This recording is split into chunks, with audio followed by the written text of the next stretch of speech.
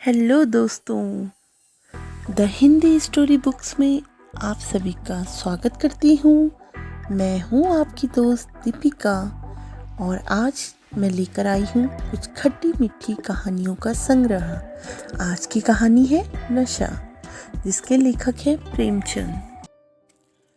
ईश्वर एक बड़े जमींदार का लड़का था और मैं एक गरीब का लड़का, जिसके पास मेहनत मजदूरी के सिवा और कोई जायदाद न थी।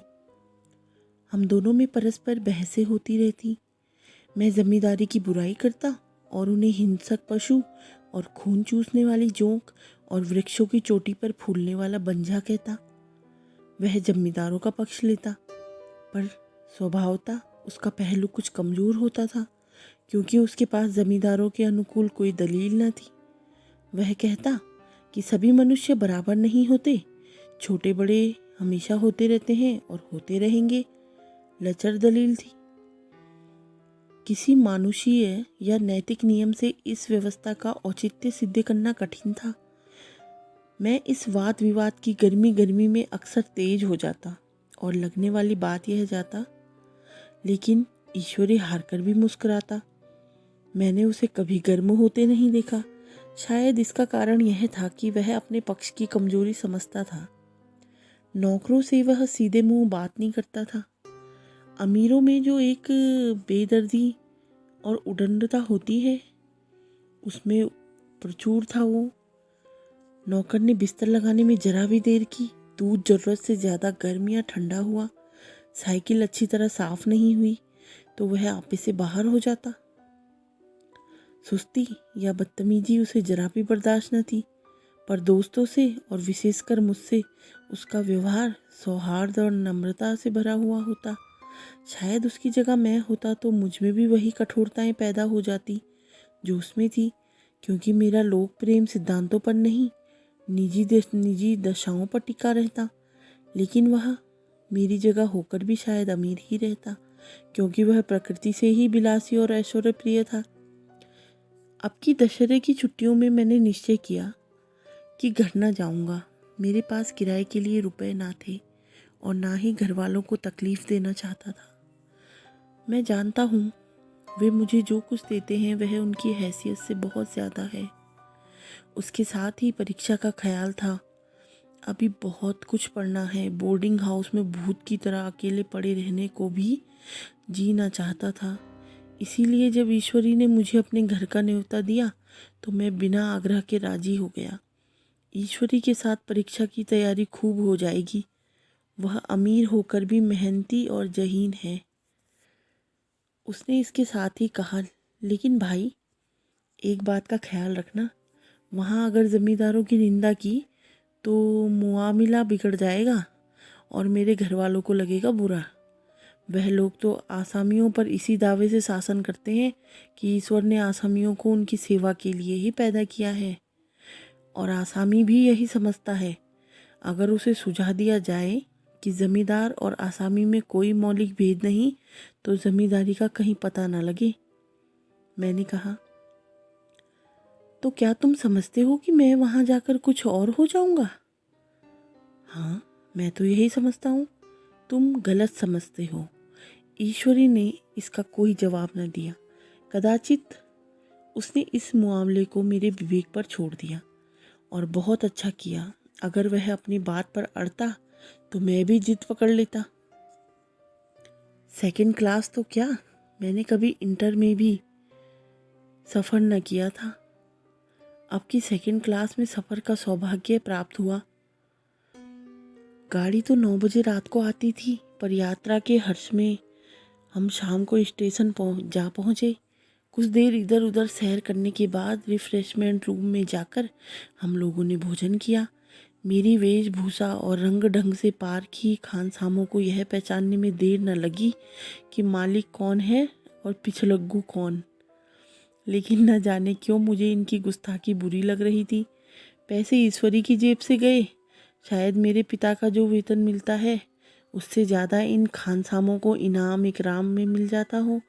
एक अठन्नी तो चलते समय ईश्वरी ने ही दे दी।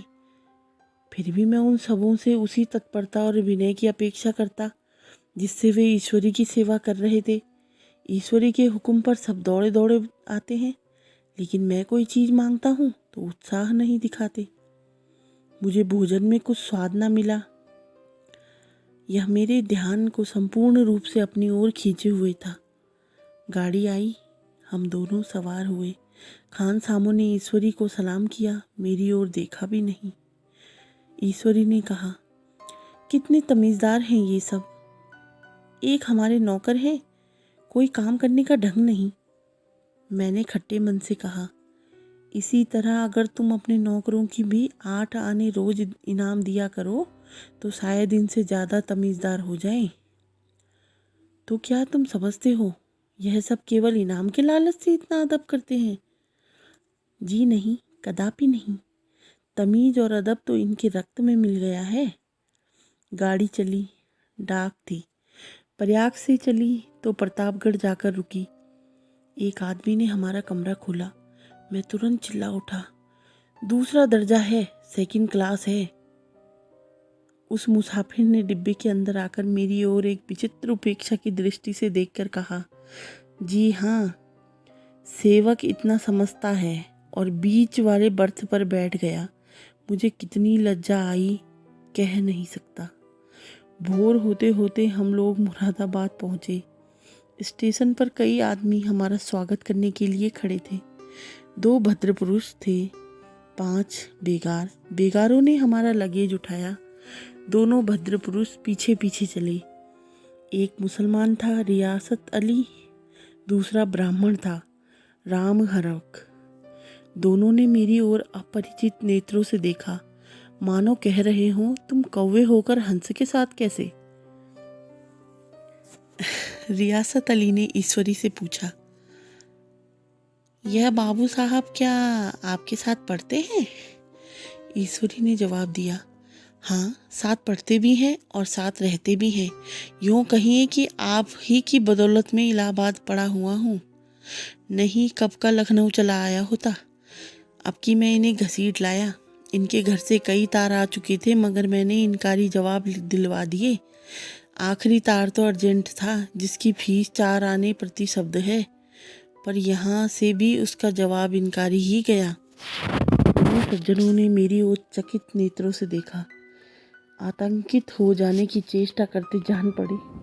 रियासत अली ने अर्धशंका के स्वर में कहा, लेकिन आप बड़े सादे लिबास में रहते हैं। ईश्वरी ने शंका निवारण की, महात्मा गांधी के भक्त हैं साहब। खद्दर के सिवा कुछ पहनते ही नहीं। पुराने सारे कपड़े जला डाले। यूँ कहो कि राजा हैं। 2.5 लाख सालाना की रियासत है, पर आपकी सूरत देखो तो मालूम होता है अभी अनाथालय से पकड़ कर आए हैं। राम हरम बोले, अमीरों का ऐसा स्वभाव बहुत कम देखने में आता है, कोई भाप ही नहीं सकता। रियासत अली ने समर्थन किया, आपने महाराजा चांगली को देखा होता तो दांतों तले उंगली दबाते। एक गाड़े की मिर्जई और चमरौधे के जूते पहने बाजारों में घुमा करते थे। सुनते हैं एक बार बेगार में पकड़े गए थे और उन्हीं ने 10 लाख से कॉलेज खोल दिया। मैं मन में कटा जा रहा था, पर ना जाने क्या बात थी कि यह सफ़ेद झूठ उस वक्त मुझे हास्यास्पद न जान पड़ा। उसके प्रत्येक वाक्य के साथ मानो मैं उस कल्पित वैभव के समीपतर आता जाता। मैं सहसवार नहीं हूँ। हाँ, लड़कपन में कई बार लद्दू घोड़ों पर सवार हुआ हूँ। यहाँ देखा तो कला रास घोड़े हमारे लिए तैयार खड़े थे। मेरी तो जान ही निकल गई। सवार तो हुआ, पर बोटियाँ काँप रही थी। मैंने चेहरे पर शिकन न पड़ने दिया। घोड़े को ईश्वरी के पीछे डाल दिया। खैरियत यह हुई कि ईश्वरी ने घोड़े को तेज न किया, वरना शायद मैं हाथ पैर तुड़वा कर लौटता। संभव है ईश्वरी ने समझ लिया हो कि यह कितने पानी में है। ईश्वरी का घर क्या था, किला था, किला। इमाम बाड़े का सा फाटक, द्वार पर पहरेदार टहलता हुआ, नौकरों का कोई हिसाब नहीं।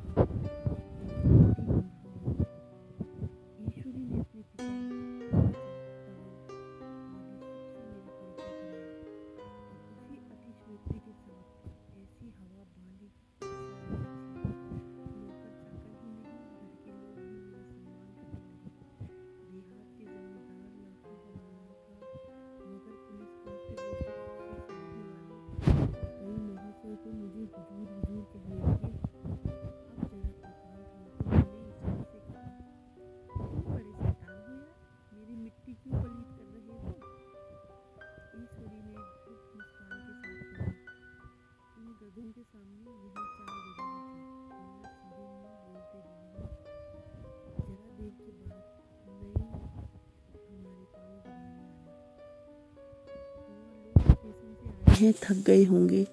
ईश्वरी ने मेरी ओर इशारा करके कहा, पहले कुंवर साहब के पांव दबा। मैं चारपाई पर लेटा हुआ था। मेरे जीवन में ऐसा शायद ही कभी हुआ हो कि किसी ने मेरे पांव दबाए हों। मैं इसे अमीरों के चोचले, रईसों का गधापन और बड़े आदमियों की मोटरमर्दी और जाने क्या क्या कहकर ईश्वरी का परिहास किया करता, और आज मैं पोतड़ों का रईस बनने का स्वांग भर रहा था। इतने में 10 बज गए। पुरानी सभ्यता के लोग थे। नई रोशनी अभी केवल पहाड़ की चोटी तक ही पहुंच पाई थी। अंदर से भोजन का बुलावा आया। हम स्नान करने चले। मैं हमेशा अपनी धोती खुद छांट लिया करता हूँ, मगर यहाँ मैंने ईश्वरी की ही भांति अपनी धोती भी छोड़ दी। अपने हाथों अपनी धोती छांटते शर्म आ रही थी। अंदर भोजन करने चले। हॉस्टल में जूते पहले मेज पर जा डरते थे। यहाँ पाँव धोना आवश्यक था। कहार पानी लिए खड़ा था। ईश्वरी ने पाँव बढ़ा दिए। कहार ने उसके पाँव धोए। मैंने भी पाँव बढ़ा दिए। कहार ने मेरे पाँव भी धोए। मेरा यह विचार ना जाने कहाँ चला गया था। सोचा वहाँ देहात में एकाग्र होकर खूब पढ़ेंगे, पर यहाँ सारा दिन सैर सपाटे में कट जाता। कहीं नदी में बजरे पर सैर कर रहे हैं, कहीं मछलियों या चिड़ियों का शिकार खेल रहे, कहीं पहलवानों की कुश्ती देख रहे, कहीं शतरंज पर जमे हैं। ईश्वरी खूब अंडे मंगवाता और कमरे में स्टोव पर आमलेट बनाते। नौकरों का एक जत्था हमेशा घेरे रहता। अपने हाथ पांव हिलाने की कोई ज़रूरत नहीं, केवल जबान हिला देना काफ़ी है। नहाने बैठो तो आदमी नहलाने को हाजिर, लेटो तो आदमी पंखा झालने को खड़े। मैं महात्मा गांधी का कुंवर चेला मशहूर था। भीतर से बाहर तक मेरी धाक थी। नाश्ते में जरा भी देर न होने पाए, कहीं कुंवर साहब नाराज़ ना हो जाएं।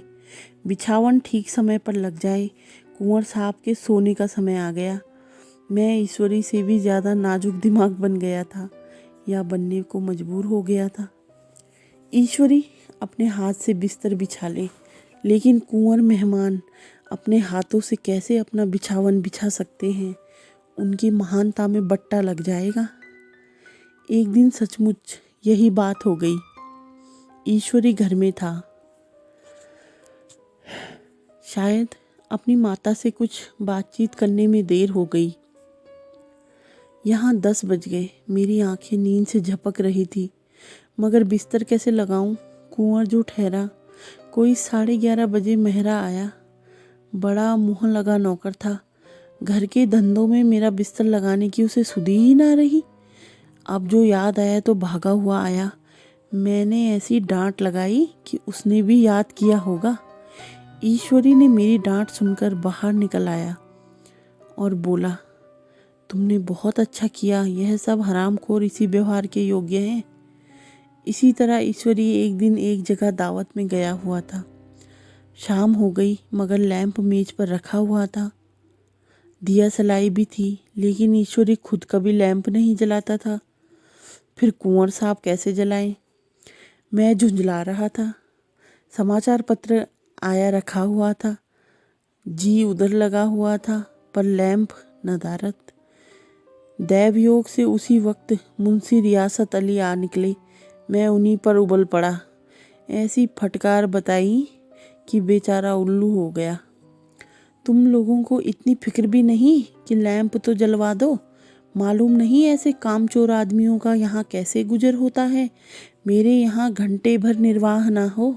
रियासत अली ने कांपते हुए हाथों से लैंप जला दिया। वहाँ एक ठाकुर अक्सर आया करता था। कुछ मन चला आदमी था। महात्मा गांधी का था परम भक्त।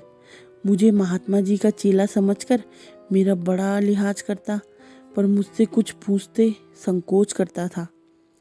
एक दिन मुझे अकेला देखकर आया और हाथ बांधकर बोला, सरकार तो गांधी बाबा के चेले हैं ना? लोग कहते हैं यहाँ सुराज हो जाएगा तो जमींदार ना रहेंगे। मैंने शान जमाई, जमींदारों के रहने की जरूरत ही क्या है? यह लोग गरीबों का खून चूसने के सिवा और क्या करते हैं? ठाकुर ने फिर पूछा, तो क्यों, सरकार सब जमींदारों की ज़मीन छीन ली जाएगी? मैंने कहा, बहुत से लोग तो खुशी से दे देंगे, जो लोग खुशी से ना देंगे उनकी ज़मीन छीननी ही पड़ेगी। हम लोग तो तैयार बैठे हुए हैं, ज्यों ही स्वराज हुआ अपने इलाके आसामियों के नाम हिब्बा कर देंगे। मैं कुर्सी पर पाँव लटकाए बैठा था। ठाकुर मेरे पाँव दबाने लगा, फिर बोला, आजकल जमींदार लोग बड़ा जुल्म करते हैं सरकार। हमें भी हुजूर अपने इलाके में थोड़ी सी ज़मीन दे दें तो चलकर वहीं आपकी सेवा में रहें। मैंने कहा, अभी तो मेरा कोई अख्तियार नहीं है भाई, लेकिन जो ही अख्तियार मिला मैं सबसे पहले तुम्हें बुलवाऊंगा। तुम्हें मोटर ड्राइवरी सिखाकर अपना ड्राइवर बना लूँगा। सुना उस दिन ठाकुर ने खूब भांग पी और अपनी स्त्री को खूब पीटा और गांव के महाजन से लड़ने को तैयार हो गया। छुट्टी इस तरह तमाम हुई और हम फिर प्रयाग चले। गांव के बहुत से लोग हम लोगों को पहुंचाने आए। ठाकुर तो हमारे साथ स्टेशन तक आया। मैंने भी अपना पार्ट खूब सफाई से खेला और अपनी कुबेरोचित विनय और देवत्व की मुहर हरेक हृदय पर लगा दी। जी तो चाहता था हरेक नौकर को अच्छा इनाम दूं, लेकिन वह सामर्थ्य कहाँ थी। वापसी टिकट ही था, केवल गाड़ी में बैठना था, पर गाड़ी आई तो ठसाठस भरी हुई। दुर्गा पूजा की छुट्टियां भोगकर सभी लोग लौट रहे थे। सेकंड क्लास में तिल रखने की जगह नहीं, इंटर क्लास की हालत उससे भी बदतर। अब आखिरी गाड़ी थी, किसी तरह रुक ना सकते थे। बड़ी मुश्किल से तीसरे दर्जे में जगह मिली। हमारे ऐश्वर्य ने वहाँ अपना रंग जमा लिया, मगर मुझे उसमें बैठना बुरा लग रहा था। आए थे आराम से लेटे लेटे, जा रहे हैं सिकुड़े हुए। पहलू बदलने की भी जगह ना थी। कई आदमी पढ़े लिखे भी थे, वे आपस में अंग्रेजी राज्य की तारीफ करते जा रहे। एक महाशय बोले, ऐसा न्याय तो किसी राज्य में नहीं देखा, छोटे बड़े सब बराबर। राजा भी किसी पर अन्याय करे तो अदालत उसकी गर्दन दबा देती है। दूसरे सज्जन ने समर्थन किया, अरे साहब, आप खुद बादशाह पर दावा कर सकते हैं, अदालत में बादशाह पर डिग्री हो जाती है। एक आदमी जिसकी पीठ पर बड़ा गट्ठर बंधा था, कलकत्ते जा रहा था। कहीं गठरी रखने की जगह ना मिलती थी, पीठ पर बांधे हुए था। इससे बेचैन होकर बार बार द्वार पर खड़ा हो जाता। अब मैं द्वार के पास ही बैठा हुआ था। उसका बार बार आकर मेरे मुंह को अपनी गठरी से रगड़ना मुझे बहुत बुरा लग रहा था। एक तो हवा यूं ही कम थी, दूसरा उस गंवार का आकर मेरे मुंह पर खड़ा हो जाना, मानो मेरा गला दबाना। मैं कुछ देर तक जब्त किए बैठा रहा। एकाएक मुझे क्रोध आ गया। मैंने उसे पकड़कर पीछे ठेल दिया और 2 तमाचे जोर जोर से लगाए। उसने आंखें निकाल कर कहा, क्यों मारते हो बाबूजी, हमने भी किराया दिया है। मैंने उठकर 2-3 तमाचे और जड़ दिए। गाड़ी में तूफान आ गया। चारों ओर से मुझ पर बौछार पड़ने लगी। अगर इतने नाजुक मिजाज हो तो अव्वल दर्जे में क्यों नहीं बैठे? कोई आदमी बड़ा आदमी होता तो अपने घर का होगा, मुझे इस तरह मारते तो दिखा देता। क्या कसूर किया था बेचारे ने? गाड़ी में सांस लेने की जगह नहीं, खिड़की पर जरा सांस लेने खड़ा हो गया तो उस पर इतना क्रोध? अमीर होकर क्या आदमी अपनी इंसानियत बिल्कुल खो देता है? यह भी अंग्रेजी राज है जिसका आप बखान कर रहे थे। एक ग्रामीण बोला, दफ्तरन मां घुसन तो पावत नहीं, उस पर इतना मिजाज। ईश्वरी ने अंग्रेजी में कहा, what an idiot you are were. तुम कितने मूर्ख हो वीर। और मेरा नशा अब कुछ उतरता हुआ सा मालूम होता था। प्रेमचंद, मानसरोवर, भाग 1। तो दोस्तों, कैसी लगी आपको आज की कहानी? अपनी विचार मेरे साथ कमेंट बॉक्स में शेयर कीजिए और चैनल को सब्सक्राइब कर लीजिए। मैं ऐसे ही आपके लिए अच्छी खट्टी मीठी कहानियाँ लाती रहूँगी। तब तक के लिए बाय बाय, गुड नाइट।